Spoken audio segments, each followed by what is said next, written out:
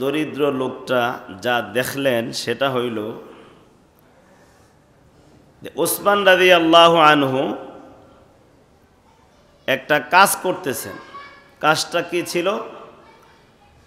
তিনি কাজ করছিলেন যে খাদ্যের যে স্তূপ আছে, এই খাদ্যের স্তূপ থেকে একদল পিপিলিকা ঠোঁটের মধ্যে করে, মুখের মধ্যে করে খাদ্যের দানা, শস্যের দানাগুলো একটা একটা করে নিয়ে গর্তের মধ্যে ঢুকতেছে। ওসমান রাদিয়াল্লাহু আনহু ওই পিপিলিকাদের নিয়ে যাওয়া খাদ্যগুলো নিয়ে আবার স্তূপের মধ্যে রাখতেছেন, আর কিছু খাদ্য গর্তের পিপিলিকার গর্ত যে আছে ওই মুখের মধ্যে ছিটাই রাখছেন, যাতে করে পিপিলিকাগুলো খাদ্য খেতে পারে, আর বাকি খাদ্যগুলো তিনি স্তূপের মধ্যে আবার রেখে দিচ্ছেন। তো দরিদ্র লোকটি এই অবস্থা দেখে মনে মনে চিন্তা করলেন যে পিপিলিকা কতটুকুই আর খাদ্য নিতে পারবে, এই খাদ্যগুলো যিনি আবার নিয়ে নিয়ে রাখতেছেন স্তূপের মধ্যে, এই লোকটার কাছে কিছু চাইলে আমি যে পাবো এটা তো আশাও করা যায় না। আল্লাহ তাআলা যতগুলো নিয়ামত দান করেছেন তোর মধ্যে একটি নিয়ামত হলো দুনিয়ার সম্পদের মালিক আল্লাহ পাক আমাদেরকে দিয়েছেন। এই পুরা পৃথিবীর যত সম্পদ আছে সমস্ত সম্পদের মালিককে বলেন তো? সাময়িক সময়ের জন্য রব্বুল আলামিন কিছু সময়ের জন্য আমাদেরকে কিছু সম্পদের মালিকানা দান করেছেন। এই মালিকানার অর্থ হলো আল্লাহর দেওয়া সম্পদের রক্ষণাবেক্ষণ করা।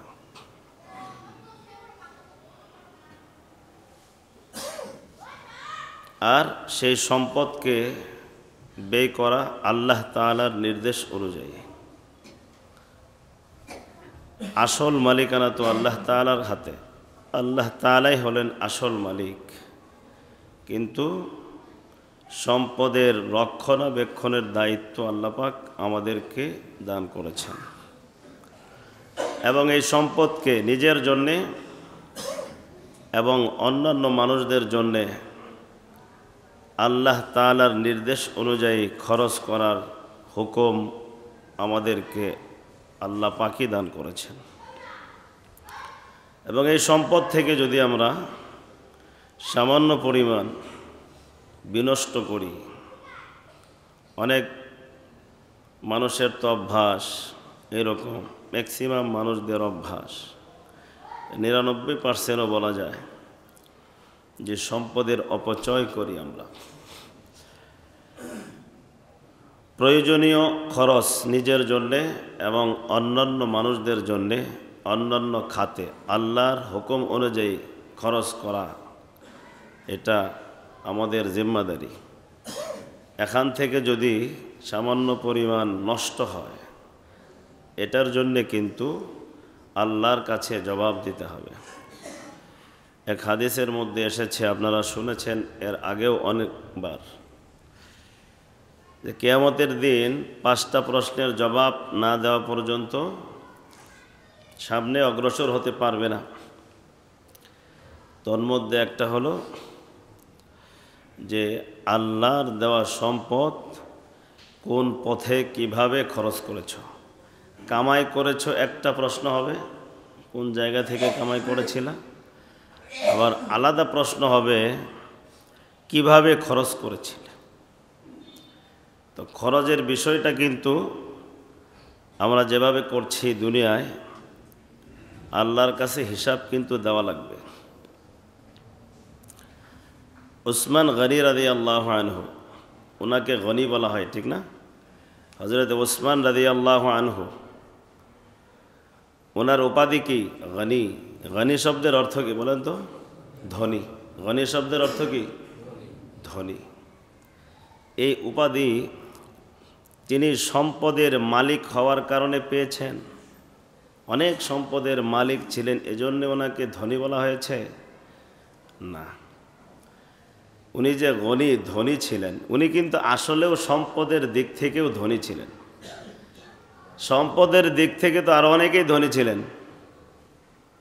হযরত আবু বকর রাদিয়াল্লাহু আনহু তিনিও ধনী ছিলেন, ওমর রাদিয়াল্লাহু আনহু তিনিও তো ধনী ছিলেন। কিন্তু গনি, এই ধনী হওয়ার উপাধি উসমান রাদিয়াল্লাহু আনহুকে নবী করিম সাল্লাল্লাহু আলাইহি ওয়াসাল্লাম দিয়েছেন। এটার কারণ কি? সম্পদের দিক থেকে ধনী হওয়ার কারণে দেন নাই, বরং বিশেষ একটা কারণে তিনি দিয়েছেন। সেটা হলো তাবুকের যুদ্ধ যখন সংগঠিত হয়েছে, এই যুদ্ধের ভিতরে হযরতে উসমান রাদিয়াল্লাহু আনহু 1000 স্বর্ণ মুদ্রা এবং 100 যুদ্ধের উট তিনি আল্লাহ তাআলার রাস্তায় দান করেছিলেন। 1000 স্বর্ণ মুদ্রা কতটুকু? প্রায় 5.5 কেজি স্বর্ণ। 1000 স্বর্ণ মুদ্রা কতটুকু? প্রায় 5.5 কেজি স্বর্ণ। 5.5 কেজি স্বর্ণ কত ভরি? এটা স্বর্ণকার ভাই যারা আছে তারা আরো সুন্দর হিসাব দিতে পারবে। 5.5 কেজি স্বর্ণ কতগুলো টাকা তিনি দান করেছেন?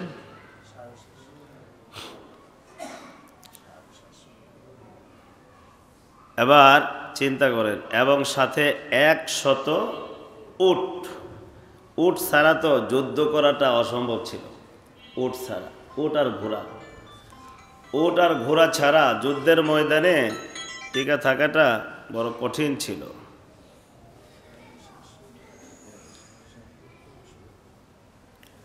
তো তিনি 100 উট দিয়েছিলেন আর 1000 স্বর্ণ মুদ্রা তিনি দান করেছিলেন আল্লাহ তাআলার রাস্তায়। নবী করিম সাল্লাল্লাহু আলাইহি ওয়াসাল্লাম তার এই কোরবানিতে এত খুশি হয়েছেন যে তাকে এই দান করার কারণে তাকে গনি উপাধি দিয়েছেন।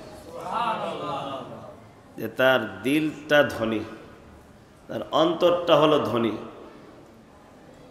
বাহ্যিক সম্পদ থাকলেই কিন্তু ধনী না, আসল ধনী হলো অন্তরের ধনী। যে অন্তরের দিক থেকে ধনী সে হলো আসল ধনী।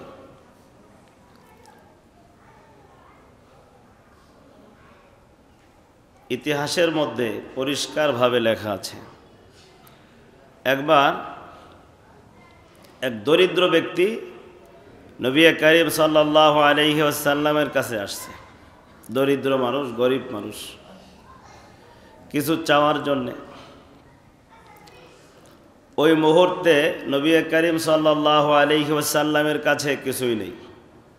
কিছু যে দিবেন এই দরিদ্র মানুষটিকে, দেওয়ার মতো কিছুই নেই নবীজির কাছে। তখন নবীজি সাল্লাল্লাহু আলাইহি ওয়াসাল্লাম দরিদ্র ব্যক্তিটিকে বললেন যে তুমি এক কাজ করো, উসমানের কাছে যাও, গিয়ে তাকে বলো যে আমি তোমাকে পাঠাইছি। তো ওই দরিদ্র লোকটা নবীজির কাছে থেকে হযরত উসমান রাদিয়াল্লাহু আনহুর কাছে আসলেন। আসার পরে দরিদ্র লোকটা যা দেখলেন সেটা হইল যে উসমান রাদিয়াল্লাহু আনহু একটা কাজ করতেছেন। কাজটা কি ছিল? তিনি কাজ করছিলেন যে খাদ্যের যে স্তূপ আছে, এই খাদ্যের স্তূপ থেকে একদল পিপিলিকা ঠোঁটের মধ্যে করে, মুখের মধ্যে করে খাদ্যের দানা, শস্যের দানাগুলো একটা একটা করে নিয়ে গর্তের মধ্যে ঢুকতেছে। উসমান রাদিয়াল্লাহু আনহু ওই পিপিলিকাদের নিয়ে যাওয়া খাদ্যগুলো নিয়ে আবার স্তূপের মধ্যে রাখতেছেন, আর কিছু খাদ্য গর্তের পিপিলিকার গর্ত যে আছে ওই মুখের মধ্যে ছিটাই রাখছেন, যাতে করে পিপিলিকাগুলো খাদ্য খেতে পারে আর বাকি খাদ্যগুলো তিনি স্তূপের মধ্যে আবার রেখে দিচ্ছেন। তো দরিদ্র লোকটি এই অবস্থা দেখে মনে মনে চিন্তা করলেন যে পিপিলিকা কতটুকুই আর খাদ্য নিতে পারবে, এই খাদ্যগুলো যিনি আবার নিয়ে নিয়ে রাখতেছেন স্তূপের মধ্যে, এই লোকটার কাছে কিছু চাইলে আমি যে পাবো এটা তো আশাও করা যায় না। তো তিনি নিরাশ হয়ে ফিরে গেছেন। পরের দিন আবার নবীজির দরবারে আসছেন, ইয়া রাসূলুল্লাহ, আমি অসহায়, আমাকে কিছু দেওয়ার ব্যবস্থা করে দেন। নবীজি বললেন, উসমানের কাছে যাও। তো লোকটা কিছু বলতে পারলো না যে গতকালকের ঘটনা যে ঘটে গেছে, কিছু চাইতে পারে নাই, এটা আর নবীর সামনে বলতে পারেনি। তো পরের দিন ইচ্ছা না থাকা সত্ত্বেও নবীজি যেহেতু বলেছেন এজন্য যেতেই হবে, আবার তিনি গেলেন। গিয়ে দেখলেন যে গোলাম যে আছে, গোলামকে বকাঝকা করছেন হযরতে ওসমান রাদিয়াল্লাহু আনহু। কারণ কি ছিল? কারণ হইল কুপিবাতির সলিতা একটু বেশি উঁচু করে দিয়েছেন, এজন্য বকাঝকা করছেন যে তুমি বাতির সলিতাটা যেটার মধ্যে আগুন ধরিয়ে দেওয়া হয় এটা একটু ছোটো করে দিতে পারতা, তাহলে আলো একটু কম হইতো, তেল একটু কম লাগতো, এত বেশি কেন বাড়িয়ে দিলে, এজন্য বকাঝকা করছেন। দরিদ্র লোকটা এই ঘটনা দেখেও চিন্তায় পড়ে গেল যে হাই রে, এই সামান্য একটু তেল, এটা পুরার কারণে তো আলো বেশি হচ্ছে, আমাদের বাড়িতে তো কত আলো জ্বালাই, এগুলোতে কোনো কেয়ারই করি না, বিষয়ই মনে করি না, আর তিনি একটু তেল বেশি পড়বে এই জন্য তিনি এত বকাঝকা করছেন আর এত হিসাব নিচ্ছেন। এই লোক আমাকে কিছু দিবে এটা তো আশাও করা যায় না, নবী যে আমাকে বারবার কার কাছে পাঠাইতেছে। তো কিছু চাওয়ার মতো তার মনের মধ্যে ইচ্ছা শক্তিও জাগ্রত হয় নাই, ফিরে গেছে। পরের দিন আবার নবীজির কাছে আসছে, এসে বলতেছে, ইয়া রাসূলুল্লাহ, আমাকে কিছু ব্যবস্থা করে দেন। নবীজি বলছেন, যাও ওসমানের কাছে যাও। মনের মধ্যে দুঃখ, কিছু বলতেও পারছে না। আবার নবীজিকে ওই দিন খুলে বলেই ফেলছেন, ইয়া রাসূলুল্লাহ, 2 বার তো গিয়েছি আর এই ঘটনা দেখেছি। নবীজি শুনে হেসে ফেলছেন। এরপরে বলছেন, যাও গিয়ে তুমি চাবা আর বলবা যে আমাকে নবীজি পাঠিয়েছে। 3য় দিন গিয়ে দেখেন হযরত ওসমান রাদিয়াল্লাহু আনহু জালি দিয়ে তুলা ঢেকে রাখছেন, আর এই ফাঁক দিয়ে কিছু কিছু তুলা উড়ে উড়ে যাচ্ছে, আর সেগুলি তিনি ধরে ধরে আবার ভিতরে রাখতেছেন। এটা দেখে ওনার কাছে মনে হয়েছে, হাই রে, সামান্য কয়েকটা তুলা উড়ে যাইতেছে, এটাও কত কষ্ট করে ভিতরে ধরে ধরে রাখতেছে, আর ওনার কাছে চাইলে যে কি পাবো।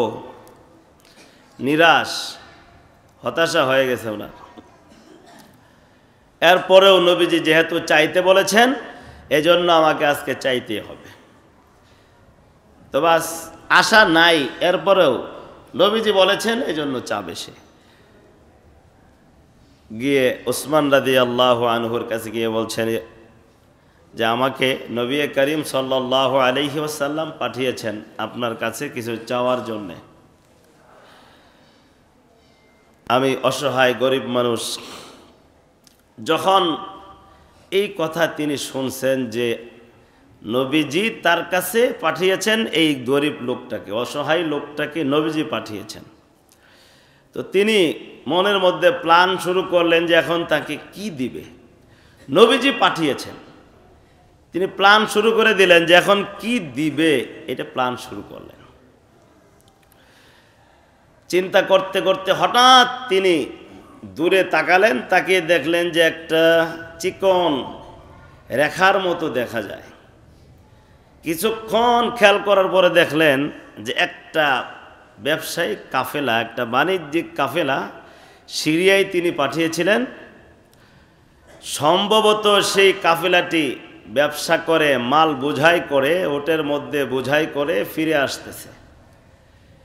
কিছুক্ষণ পরে তিনার ধারণাটা বাস্তব রূপ নিল। তিনি আসলেই দেখলেন ওই ব্যবসায়িক কাফেলাটাই ফিরে আসতেছে, উটের মধ্যে মাল বোঝাই করে ফিরে আসতেছে। যখন কাছাকাছি আসছে তখন লোকটাকে একটা কিছুর মধ্যে লিখে দিয়ে দিলেন যে এই কাফেলার মধ্যে যেই উটটা তোমার কাছে সবচাইতে বেশি পছন্দ হয় এবং যেই উটের মধ্যে সবচাইতে বেশি বোঝাই করা মাল আছে তুমি ওইটা নিয়ে নিবা। লোকটার বিশ্বাস হচ্ছিল না, কারণ কথা আর কাজের মধ্যে তো তিনি মিল দেখেন নাই। কাজ দেখলেন হলো একরকম, এখন কথা বলতেছেন আরেক রকম। এটা উনি মিলাইতে পারতেছেন না যে আমি দেখলাম কি আর উনি বলতেছে কি। বিশ্বাস মনের মধ্যে কিন্তু এখনো হয় নাই। এরপরেও সন্দেহ নিয়েই কাফেলার দিকে তিনি বাড়ছেন। বাড়তে বাড়তে কাফেলার একদম কাছে যাওয়ার পরে কাফেলা তো আসতেছে, সামনে এক উট আর বড় লাইন, বাকি উটগুলো সামনে যে উট আছে তার পিছনে পিছনে অনুসরণ করে চলছে কাফেলা। সামনের উট যেদিকে যায় পিছনের সবগুলো উট ওই দিকেই যায়। তো কাফেলার সামনে যাওয়ার পরে সবার সামনে যেই উটটা, এটাই এই দরিদ্র লোকের পছন্দ হয়ে গেছে। যখন লেখা দেখাইছে যে আমাকে যেই উট পছন্দ হয় ওইটাই নেওয়ার অধিকার দেওয়া হয়েছে, তো আমার সামনের উটটাই পছন্দ। যখন সামনের উটটা নিয়ে আলাদা করে যাওয়ার জন্য চেষ্টা করছে, পিছনের উটগুলো তো সবগুলো তার পিছে পিছে যাওয়া শুরু। কাফেলার যে প্রধান ছিলেন, পরিচালক, তিনি বললেন যে ভাই, এই মুহূর্তে কাফেলা থেকে সামনের উটকে পৃথক করা সম্ভব হবে না। আমরা আমাদের গন্তব্যস্থানে আগে পৌঁছি, ওই জায়গায় যাওয়ার পরে আপনার পছন্দ করা উটটা আপনি নিয়ে নেবেন। এই কথা শোনার পরে এবার বিশ্বাস হয়েছে ওই লোকটার যে না, আমার লেখে দেওয়া উটটা আমি মনে হয় পেয়ে যাব। যেহেতু এই পরিচালক সাহেব তিনিও একই কথা বলছেন, তার বিশ্বাস হয়েছে যে পাবো একটা কিছু। আচ্ছা ঠিক আছে, চলেন গন্তব্যস্থান পর্যন্ত যাই। তো গেলেন, গন্তব্যস্থান পর্যন্ত যাওয়ার পরে ঘটনা বললেন। পরিচালক সাহেব বললেন যে আলাদাভাবে ওনাকে সামনের উটটি দেওয়া সম্ভব হয় না, এজন্য পিছর সবগুলো উট এই সামনের উটের পিছু নিচ্ছিল। উসমান গনি রাদিয়াল্লাহু আনহু তখন বললেন, যেহেতু পিছনের উটগুলো সামনের উট আলাদা করার সময় তার পিছু নিচ্ছিল, হইতে পারে এটা আল্লাহ পাকেরই ইশারা যে সবগুলো উটের মালিক এই ব্যক্তি হয়ে যাবে, সেই হিসেবে সবগুলো উট তাকে দিয়ে দাও। এই লোকটার মধ্যে আরো কৌতূহল জেগে গেল তখন, যে দেখলাম কি আর হইতেছে কি, ঘটনা ঘটতেছে কি। তো তিনি এবার আগের দেখা বিষয়গুলো আর গোপন রাখতে পারলেন না। তিনি বলেই ফেললেন যে আমি পরপর তিনটি বিষয় যে আমি আপনার থেকে দেখতে পেলাম, এটার সাথে আর আপনার এই কর্মের সাথে ব্যবধানটা কি, পার্থক্যটা কি বলেন। উসমান গনি রাদিয়াল্লাহু আনহু বললেন যে দেখো, সমস্ত পৃথিবীর সম্পদের মালিক হলেন কে? আল্লাহ। আর রক্ষণাবেক্ষণের দায়িত্ব কাদেরকে আল্লাহ দিয়েছেন? আমাদেরকে দিয়েছেন।